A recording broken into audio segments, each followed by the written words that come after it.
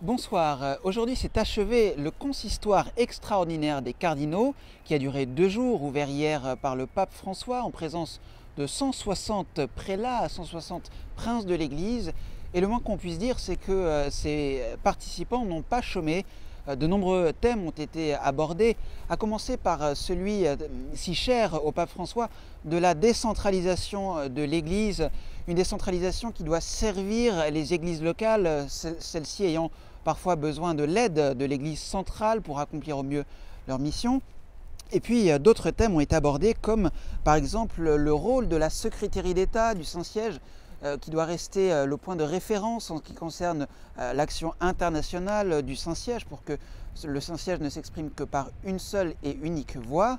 Et puis l'économie a également été au cœur des discussions auxquelles a participé bien sûr le pape François pendant toutes ces 2 journées, avec l'intervention des responsables du Conseil de l'économie et du secrétariat de l'économie, afin de connaître l'avancement des travaux du C9 à ce sujet.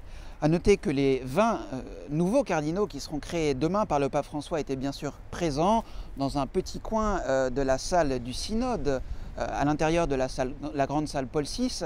Et parmi eux, certains ont pris la parole en dépit de leur timidité. L'un d'entre eux était évidemment Monseigneur Mamberti, le nouveau cardinal Mamberti, un habitué et un expert de la curie romaine, puisqu'il était pendant des années secrétaire du Saint-Siège pour les relations avec les États, puis préfet du tribunal suprême de la magistrature apostolique.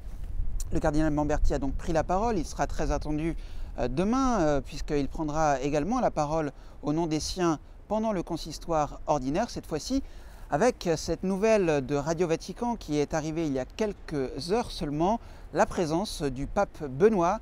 Le pape émérite sera donc aux côtés de son successeur, sans doute un geste qui permettra de faire taire les rumeurs parfois colportées, souvent par la presse, d'une opposition de style, voire de pensée entre les deux papes.